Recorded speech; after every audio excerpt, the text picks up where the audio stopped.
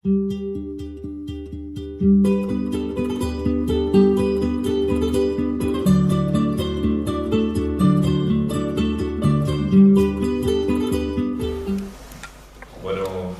ya a estas alturas, muy buenas tardes.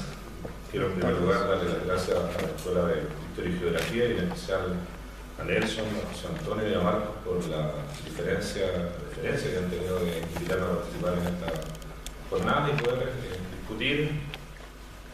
y debatir con ustedes en torno a un tema que sin lugar a dudas es tremendamente complejo, pero por otro lado tremendamente relevante desde el punto de vista de educación en particular la historia reciente de Chile. En esta ocasión me voy a referir, por favor, a una temática que sin lugar a dudas ha sido parte de las discusiones no solamente historiográficas, sino que también políticas, y en alguna medida importante a su vez éticas y morales, a propósito del rol que jugaron las Fuerzas Armadas tanto en el golpe de Estado de septiembre de 1973 como en la etapa inmediatamente posterior, que es lo que se va a denominar el proceso refundacional, que supuso, entre otras cosas, un profundo proceso de reestructuración del capitalismo por una parte, y por otro lado una reingeniería política e institucional de gran envergadura. Y ambos procesos, a su vez, vinculados, articulados entre sí, conllevando también cambios importantes a nivel de la estructura de la sociedad, pero a su vez también en el ámbito de la cultura, de las formas de la representación, de las inscripciones, de las afiliaciones al interior de la sociedad chilena. De manera tal que, tomando como referencia las dos exposiciones precedentes, habría que establecer en primerísimo lugar de que las organizaciones, las instituciones, los integrantes de las Fuerzas Armadas en Chile han sido actores protagónicos desde el punto de vista político de los acontecimientos de nuestro país a lo largo del siglo XX y particularmente de este ciclo histórico que nosotros vamos a analizar y que arranca hacia 1973 y concluye en torno a 1990. Dicho esto, me parece que es importante establecer tres elementos iniciales, o tres aspectos que son fundamentales para entender este proceso más reciente que es el que nosotros vamos a abordar. En primer lugar, hacerse cargo, como lo ha señalado en especial la historiografía de la década de los 80 y de la década de los 90, de que hacia comienzos de la década de 1960 asistimos a un profundo proceso de crisis, por una parte del desarrollismo como estrategia económica y por otro lado del populismo en términos de sus expresiones y manifestaciones políticas. Y esta crisis de una u otra manera va a afectar de manera prioritaria a la oligarquía terrateniente, que ya, como decía el profesor Corbalán, había asistido a sus primeros embates críticos hacia la década de 1920 con la instalación precisamente del régimen mesocrático, pero que con el proceso de reforma agraria de la década de 1960 termina por colapsar como clase social y por lo tanto como grupo dirigente al interior del sistema de dominación. Pero es también una crisis de la burguesía industrial que, incapaz, en este caso en particular, de desarrollar un proceso autónomo de acumulación entre la década de los 30 y la década de los 50, no logra zafarse, en definitiva, de este mercado interno que la mantiene reducida y cautiva y que por lo tanto le impide desarrollarse eficientemente. Y es también la crisis de la burguesía financiera que se encuentra de una u otra manera maniatada por este Estado proteccionista que impide a su vez también un normal desarrollo del mercado crediticio. De manera tal que estamos en presencia de una profunda crisis económica que ya manifiesta sus rasgos más distintivos hacia mediados de la década de 1950, diagnosticados ampliamente, entre otros por la Comisión Klein-Sachs, y que se profundiza en la década de 1960. Y por otro lado, los partidos de la oligarquía, los viejos partidos de la derecha tradicional, el Partido Conservador y el Partido Liberal, como consecuencia de los cambios, tanto institucionales como políticos, provocados entre la década de los 40 y la década de los 50, han entrado a su vez también en una profunda crisis política como resultado del resquebrajamiento, la erosión de los mecanismos de clientela política con los cuales se habían construido históricamente. El clientelismo está en retroceso, está en repliegue, y eso evidentemente supone una crisis política de gran envergadura para estos dos referentes que terminan por desaparecer hacia mediados de la década de 1960, siendo relevado por un nuevo referente político, que es en este caso el Partido Nacional.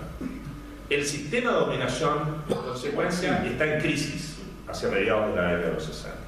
Y es en el marco de esa crisis donde precisamente se produce un mayor grado de profundización, de desarrollo, de esto que se denomina como la agudización de las contradicciones de clase, que van a llevar en andas a la Unidad Popular como proyecto de recambio político. La Unidad Popular y el proyecto de transición hacia el socialismo, la vía chilena hacia el socialismo, marca precisamente, a mi juicio, el punto más alto de la crisis del sistema político tradicional. Por lo tanto, y esta es la primera afirmación que quiero sostener, el golpe de Estado de septiembre de 1973 y junto con ello la represión política que lo va a acompañar son una expresión de salida política a la crisis de arrastre que el sistema de dominación había venido experimentando, reitero, desde mediados de la década de 1950. Concomitante con ello, por lo tanto, el proceso refundacional, que es la expresión política de esa salida que los militares ofrecen a la sociedad chilena, va a suponer un profundo proceso de reestructuración del sistema capitalista que se comienza a decantar, como decía Luis en su exposición, hacia el año 1975, cuando los neoliberales toman el control de los diferentes ministerios que en este caso tienen tuición sobre la materia económica, y por otro lado llevan a cabo ya a partir de 1977, después del discurso de Chacarilla, una profunda reingeniería del sistema político institucional. En ambos procesos, es decir, en el proceso de reestructuración del capitalismo y en el proceso de reorganización de la institucionalidad política, la represión se va a convertir en un elemento consustancial, en un elemento fundamental. Y en todos ellos, en consecuencia, en el proceso de reestructuración capitalista, en el proceso de reorganización institucional, en la represión política, los militares chilenos van a jugar un rol clave, lo que refrenda de alguna otra manera la tesis que sostenía previamente Luis Corbalán, en el sentido que no han sido históricamente prescindentes en el campo de la política. La siguiente, por favor. Dos temas generales son los que me propongo desarrollar. El primero de ellos tiene que ver precisamente con esto que denominamos los fundamentos ideológicos y políticos del terrorismo de Estado, que va a ser la expresión en el campo de lo político del ejercicio de la represión en términos operativos a partir del 11 de septiembre de 1973. Y aquí, a mi juicio, es importante establecer que la escala de la represión en Chile después del 11 de septiembre de 1973 es efectivamente novedosa, la escala, el nivel, la profundidad, la extensión de la represión, pero evidentemente tiene antecedentes tanto locales como a escala regional. La represión no parte, o la represión militar no parte con el 11 de septiembre del 73, sino que tiene antecedentes previos que están dados, a lo menos desde el punto de vista de la historia contemporánea, con la emergencia de la cuestión social a fines del siglo XIX, como se planteó previamente. Y en términos regionales, y aquí me parece que es importante enganchar con lo que fue las conclusiones, o la última parte de la exposición de Luis Corbalán, hay al menos tres elementos que me parece que son importantes de enfatizar. Primero, la constatación de un fenómeno, de una amenaza que se releva con mucha más fuerza a partir de 1945 de lo que había sido configurada o establecida a lo menos a partir de 1917, que es la amenaza del comunismo. No es que el comunismo se configure como una amenaza recién a partir de 1945, ya estaba definido como tal a propósito de la revista Bandera, que se mencionaba previamente, o del Memorial del Ejército de Chile, donde también hay artículos que dicen relación con este tema, ya desde 1917 en adelante, incluso previamente al triunfo del comunismo en la Unión Soviética,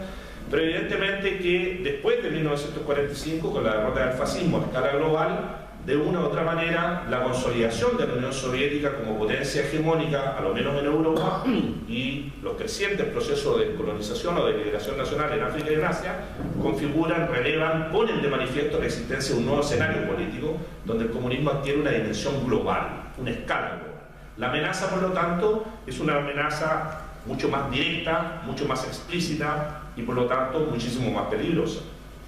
En ese contexto, por lo tanto, hay que situar lo que mencionaba previamente Luis también, que es el Tratado Interamericano de Asistencia Recíproca, suscrito por los estados latinoamericanos y particularmente por los ejércitos latinoamericanos en Río de Janeiro en 1947. Pero a eso agregaría yo también el creciente grado de alineamiento de la política exterior de los estados latinoamericanos con el Departamento de Estado de Estados Unidos a partir de la creación de la OEA, de la Organización de Estados Americanos, en 1948 en la Conferencia de Bogotá. Estos dos instrumentos, a mi juicio, el instrumento diplomático y el instrumento político-militar, son claves para entender los procesos inmediatamente posteriores. Hay una constatación de la amenaza comunista que en este caso se expresa, reitero, institucionalmente. Pero por otro lado, hay una suerte de, en el diagnóstico de los analistas de la época, de concreción de la amenaza comunista. Es decir, esta no es solamente latente, sino que es explícita. Y ya se manifiesta con el gobierno de Jacobo Arbenz en Guatemala, derrocado hacia 1954, con la Revolución Nacionalista de Bolivia, iniciada en 1952, evidentemente y a escala mayor con la Revolución Cubana a partir de 1959, y con la llegada al gobierno de João Goulart en Brasil y su posterior derrocamiento en 1964. Es decir, el comunismo no solamente se encuentra al otro lado del Atlántico, sino que ya está colocando sus pies en América Latina, y estos regímenes, estos gobiernos son la expresión, son la manifestación del desembarco del comunismo en la región y del desembarco exitoso del comunismo en la región. Y evidentemente que la política exterior de la Revolución Cubana, especialmente a partir de 1962, lo que se debe denominar como el internacionalismo revolucionario, convierte esa amenaza en un elemento muchísimo más evidente que cuestiona la estabilidad de los gobiernos a escala regional. Reitero, es en ese contexto, por lo tanto, en el cual hay que situar y por lo tanto comprender la irrupción, la emergencia, la difusión y la internalización tanto de la doctrina de la seguridad nacional como de la estrategia de contrainsurgencia, que habían venido siendo sistematizadas primero por los franceses, después de sus fracasadas incursiones en Indochina y en Argelia, e inmediatamente después por los norteamericanos a propósito del triunfo del movimiento 26 de julio en Cuba. De una u otra manera, y más allá de los procesos formativos que los militares latinoamericanos y particularmente los chilenos van a tener, en este caso en Estados Unidos y en la zona del Canal de Panamá, habría que reconocer y establecer que una parte importante de la transferencia de estos elementos ideológicos, doctrinarios y operativos dice en relación fundamentalmente con las experiencias sistematizadas por los militares brasileños, que van a ser el vínculo o la mediación entre la doctrina de la seguridad nacional y la estrategia de la contrainsurgencia a escala regional. No estoy tratando de minimizar el rol que van a jugar los norteamericanos, pero a mi juicio, a lo menos desde 1964 en adelante, va a ser la experiencia brasileña y la transferencia de la experiencia brasileña en el combate al comunismo la expresión, si ustedes quieren, más avanzada de estos procesos de formación que los militares chilenos van a recepcionar.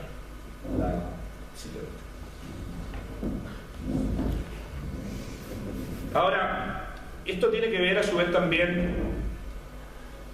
con lo que podríamos denominar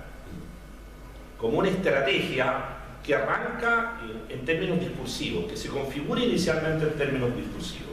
Es decir, hay que anatomizar, hay que criminalizar, por lo tanto hay que sancionar ideológicamente al adversario que posteriormente va a ser encuadrado y aniquilado. Y en ese sentido el discurso criminalizador va a desinformar sobre la naturaleza, el proyecto y las orientaciones, en este caso tanto de los referentes políticos como de los proyectos de transformación que representan la izquierda, como también, a propósito del control relativamente monopólico en esa época de los medios de comunicación social, intoxicar a la población con ese discurso criminalizador. La izquierda, el proyecto de transformación, el socialismo, por lo tanto, son una extensión, son una prolongación, son un satélite de la experiencia soviética en algunas circunstancias o de la experiencia cubana en otras. Y el socialismo, a propósito de esta imagen, que de otro contexto histórico de Gran Bretaña, a comienzos del siglo XX, el socialismo es un proyecto que liquida la familia, la propiedad privada, la iglesia, la patria, el individuo. El socialismo, el comunismo, estrangula a la sociedad. Y ahí, a mi juicio, hay un elemento que es particularmente interesante y que tiene que ver con esto que Luis también desarrollaba, y que es la internalización y extensión del discurso criminalizador al interior de las Fuerzas Armadas. Es decir, este discurso no solamente se difunde al interior de las estructuras castrenses, sino que también se alimenta y se externaliza en lo que podríamos denominar como la familia militar. Es decir, el entorno social, el entorno cultural, el entorno de relaciones tanto consanguíneas, políticas como sociales, de esto que denominamos la familia militar. Y que en el caso de Valparaíso, Viña del Mar, Quilpué y Alemana, todos los que viven acá probablemente lo conocen mucho mejor que yo, digamos, nuestros marinos viven en nuestras poblaciones, no viven en guetos, no viven aislados, son parte de nuestro entorno, riegan con nosotros el jardín, barren las calles junto con nosotros. Por lo tanto, las posibilidades que tiene este discurso de difuminarse, difundirse socialmente, son mucho mayores precisamente en entornos sociales en los cuales los militares están más fuertemente integrados dentro del cuerpo de la sociedad. Por ponerlo de otra manera, incluso gráficamente, son más masivas las manifestaciones de adhesión a las glorias navales que las manifestaciones de protesta por el discurso de turno de las autoridades respectivas. Dos acontecimientos que se desarrollan prácticamente en el mismo espacio público, el mismo día. Lo que releva, reitero, este importante grado de segmentación que tienen estos vínculos de socialización al interior de la sociedad local. Y por otro lado, la represión, a propósito de lo que se hablé originalmente, se configuró como un componente fundamental, consustancial, por lo tanto estratégico, y estoy utilizando el concepto estratégico en el sentido militar, del proceso refundacional. Fue parte de una profilaxis social destinada precisamente, a propósito del primer aspecto que comenté, a aniquilar a este enemigo externo con manifestaciones internas, el comunismo. Por lo tanto, fue una expresión de una política de Estado sistemática, institucional, por lo tanto no fue un exceso, y persiguió, reitero, eliminar una amenaza de cara a generar las condiciones políticas que permitieran la refundación, la reorganización de la sociedad chilena.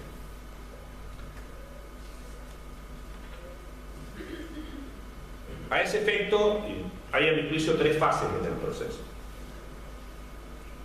La primera fase, que arranca con el golpe de Estado de septiembre del 73 y que se extiende más o menos hasta la fundación operativa de la DINA. La DINA, como decreto ley, es de junio de 1974, pero en términos prácticos, en términos operativos, está relativamente establecido que el comando que se organizó en Tejas Verdes comenzó a operar hacia diciembre, enero de 1973, y ya plenamente, es decir, con una estructura relativamente extendida a nivel nacional desde marzo de 1974. Por lo tanto, el primer ciclo, reitero, parte con el golpe de Estado y termina con la creación de la DINA. Y en esta fase, lo que nosotros observamos es el recurso a la represión como un mecanismo de asentamiento y consolidación del régimen en condiciones difíciles, en condiciones complejas, más allá de que el movimiento popular chileno careciera de lo que podríamos denominar el equipamiento y la logística necesaria para combatir militarmente el golpe de Estado. No es menos efectivo, que es un movimiento popular amplio, extendido, fuerte, sólido, con una vasta trayectoria política. Por lo tanto, el golpe de Estado tiene condiciones políticas complejas, que incluso a propósito de lo que alcancé a escuchar de la primera exposición, te pido disculpas por no haber llegado antes, los mismos militares veían con aprehensión, es decir, suponían que el enemigo tenía de una u otra manera mejores cualidades, capacidades y condiciones para contener el enfrentamiento armado que eventualmente se podía suscitar. De manera tal que, reitero, la represión persigue como objetivo temprano generar ciertas condiciones de asentamiento y consolidación del nuevo régimen. Y eso supone desarmar política y militarmente al campo popular y particularmente a los partidos de la izquierda. Liquidar su capacidad de resistencia, liquidar su capacidad de organización y de despliegue en términos políticos y militares. No es extraño, por lo tanto, que en esta fase, de acuerdo con el informe de la Comisión Nacional de Verdad y Reconciliación de 1991, se produzca el número más alto de ejecuciones sumarias, el número más alto de detenciones políticas, el número más alto de torturados y el número más alto de expulsados y confinados. Este ciclo, reitero, de septiembre del 73 a marzo de 1974 es el más cruento desde el punto de vista de lo que podríamos denominar la represión de masas.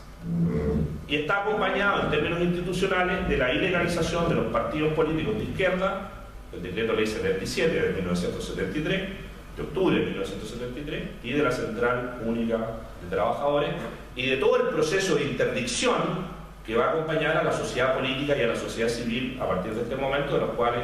una de sus expresiones más referentes es el cierre del Congreso Nacional.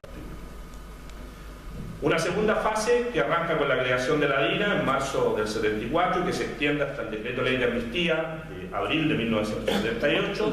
donde evidentemente desde el punto de vista represivo la DINA adquiere, podríamos denominar, un rol central, un rol hegemónico, un rol vertebrador del ejercicio, en este caso de la represión, y siendo la DINA un organismo que, si bien reúne a miembros de las diferentes ramas de las Fuerzas Armadas, tiene un claro sello en su conducción política y en su conducción militar en el ejército. Y eso es evidente a partir de los mandos de la DINA encabezados por Manuel Contreras, Pedro Espinosa, hacia abajo. No es que las otras ramas de las Fuerzas Armadas no participen del organismo, pero su participación está subordinada al mando del ejército. Y aquí el objetivo fundamental de la represión, que es una represión ya no de masas, sino que es más bien una represión de carácter selectivo, apunta fundamentalmente a impedir la reconstrucción del vínculo histórico entre los partidos de la izquierda, por una parte, las vanguardias políticas de la izquierda, y por otro lado, el movimiento popular. Se trata, por lo tanto, de eliminar a las direcciones políticas de la izquierda en la clandestinidad y a crear a partir de ello condiciones más sólidas para dar inicio o para colocar las bases de lo que se conoce como el proceso de refundación. Este es el periodo de la creación de las comisiones constitucionales y del su pleno funcionamiento a partir de septiembre del 73, y es el periodo en el cual los neoliberales, los Chicago Boys, comienzan a desembarcar y a tomar el control, con Sergio de Castro, entre otros, a la cabeza de lo que es, en este caso, la organización del régimen económico. La tercera fase, que arranca hacia abril de 1978, con el decreto ley de amnistía, y que concluye en marzo de 1990, con la asunción de Patricio Aylwin como jefe de Estado, tiene a mi juicio 4 hitos que son fundamentales para entender el proceso de consolidación del modelo de reestructuración del capitalismo y del modelo de reorganización de la institucionalidad, sobre la base precisamente de un entramado político institucional que tiene como trasfondo nuevamente los procesos represivos. Está por una parte, como lo mencionábamos recién, el decreto ley de amnistía 2191 de 1978, que establece básicamente condiciones de impunidad para quienes llevaron a cabo precisamente la represión política en la fase más álgida en el desarrollo de la misma. Está el plan laboral de 1979, que de una u otra manera va a obturar, va a impedir, va a cerrar toda posibilidad del desarrollo del sindicalismo de clase, que había sido un componente fundamental de los proyectos de transformación. Está la Constitución Política de 1980, que en su diseño original, no en el que conocemos hoy día, suponía la eliminación institucional de estos adversarios que constituyeron una amenaza para la estabilidad del régimen. El artículo 8 de la Constitución, que hoy día está derogado, lo explicitaba claramente. Eran inconstitucionales los movimientos y los partidos políticos que adscribieran a la lucha de clases y a orientaciones de esa naturaleza. Y por último está la ley antiterrorista de 1984, que se dicta al calor del desarrollo de las protestas populares y del desarrollo de la insurgencia armada. Estos 4 elementos están íntimamente articulados, íntimamente implicados, y suponen o conllevan la definición de un sistema de dominación para el largo plazo, no solamente a estas alturas para lo que le queda a la dictadura militar, sino que en términos de proyecciones de mayor expresión. Y el segundo, y este voy a hacer casi mecánico y muy rápido en la exposición, segundo eje de la presentación tiene que ver con la represión, la resistencia y el proceso refundacional. 2 elementos en primer lugar. Es evidente, entre otras cosas por lo que ha señalado Ignacio de Aurrázaga en un texto recientemente publicado, que la capacidad de resistencia, y particularmente la capacidad de resistencia militar que desplegó la izquierda y el movimiento popular al golpe de Estado del 11 de septiembre del 73 fue mínima. Y a mi juicio, en particular, las únicas organizaciones que estuvieron en condiciones de ofrecer más una resistencia simbólica y épica que una resistencia efectiva, táctica y estratégica fueron el dispositivo de seguridad presidencial y el aparato militar del Partido Socialista. Son los únicos que logran desplegarse efectivamente en el proceso mismo del golpe de Estado del 11 de septiembre de 1973 y generar un grado relativamente importante de resistencia armada, en especial en Santiago, en lo que se conocía en ese momento como los cordones industriales. Pero más allá de esa expresión, ni el movimiento de izquierda revolucionaria, que había hecho gala de una retórica insurgente y armada muy vasta, especialmente entre octubre del 72 y hasta junio del 73, logra generar las condiciones de dislocación de su aparato armado, y el Partido Comunista, que era probablemente uno de los partidos con un mayor grado de injerencia, especialmente en el movimiento obrero, tampoco logran generar o llevar a cabo acciones efectivas de resistencia al golpe. Lo que no significa que no hayan habido intentos efectivos por parte del movimiento popular de tomar el control territorial, tanto de las poblaciones, las fábricas y las universidades, atendiendo el llamado que en estos casos la izquierda realizó a propósito de tratar de contener políticamente el golpe de Estado de 1973. Esa respuesta fue efectiva, pero la capacidad de sostener desde el punto de vista militar la sonada golpista fue inexistente. Por lo tanto, evidentemente no es justificable, pero es comprensible que en ese escenario la estrategia del aniquilamiento en cuanto a objetivo político se haya expresado discursivamente e institucionalmente en los bandos militares que se emitieron precisamente en el transcurso de esos días. Se trataba, a través de ese mecanismo, de inhibir toda posibilidad de resistencia frente al golpe de Estado, y si eventualmente esta se producía, de generar los mecanismos institucionales que permitieran legitimar, en este caso, el aniquilamiento de los combatientes. Lo que va a caracterizar, por lo tanto, el golpe de Estado en los días inmediatamente a que esto se producen es la brutalidad en el ejercicio de la represión, que van a llevar a cabo fundamentalmente los militares en el espacio público, que se va a expresar, entre otras cosas, en allanamientos masivos, detenciones y torturas, no solamente de militantes políticos, sino que de los habitantes de los entornos en los cuales los militantes se desenvuelven. Y que pasan a su vez también por ejecuciones sumarias de los resistentes armados, pero también de los desarmados, es decir, de aquellos que concurrieron, por ejemplo, a las universidades o a los centros de producción a tomar el lugar que les correspondía para intentar resistir la sonada golpista. La siguiente.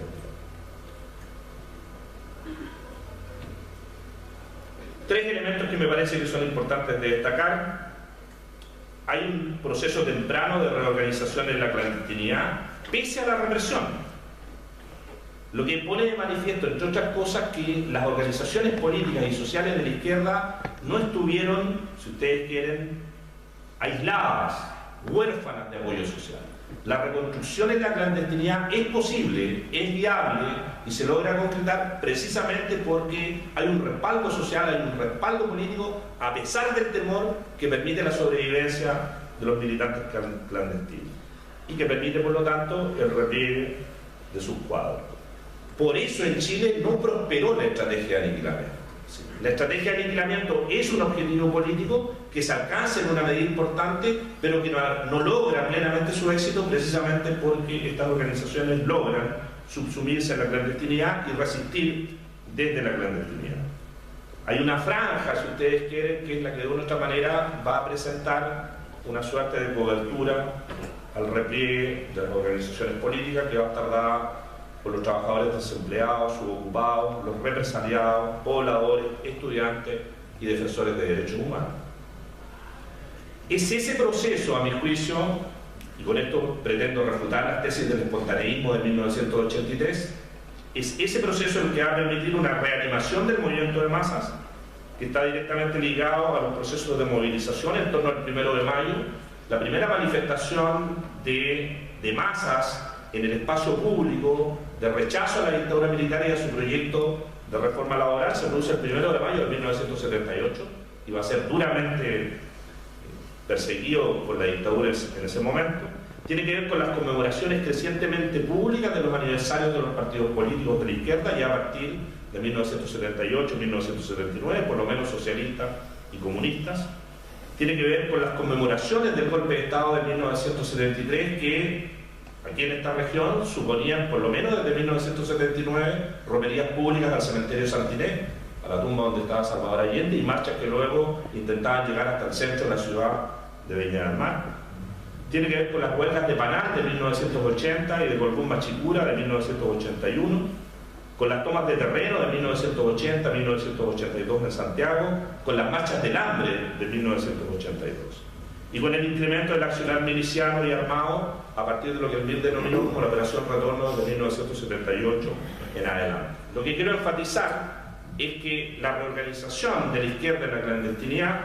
va a permitir la reanimación del movimiento de masas por una parte, y que este se va a convertir en un desafío a la represión, es decir, a la base sobre la cual se había venido construyendo el proceso refundacional.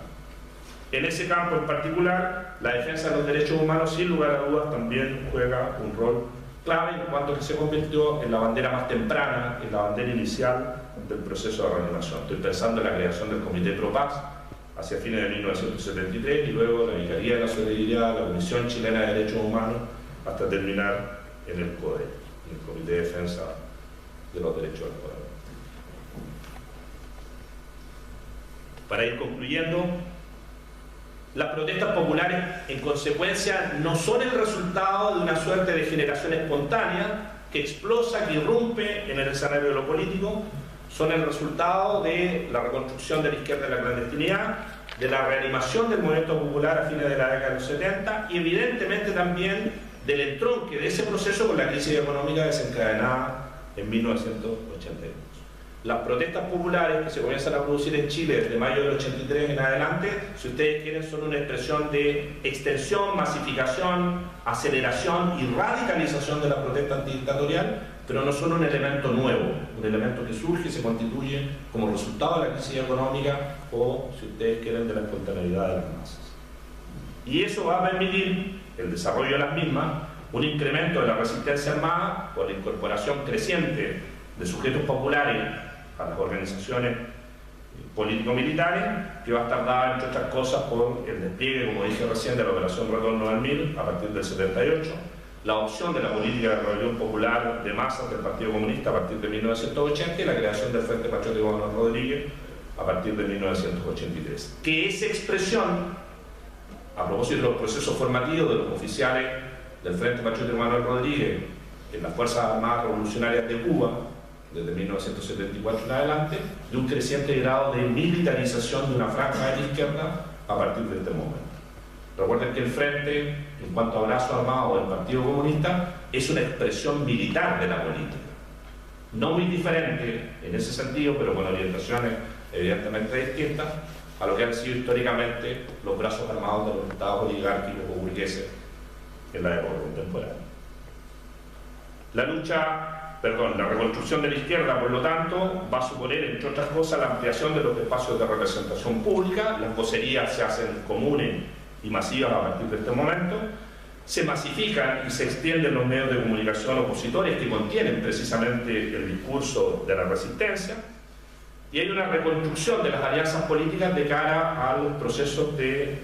transformación, derrocamiento o relevo de la dictadura militar. Estoy pensando en la Alianza Democrática por una parte, el bloque socialista por la otra y el Movimiento Democrático Popular en última instancia. La lucha insurgente, a su vez, entre 1983 y 1987, alcanza un mayor grado de extensión, se amplifica territorialmente, no solamente se concentra en Santiago o Valparaíso de Viña del Mar y Concepción Talcahuano, sino que adquiere una dimensión territorial mucho más amplia,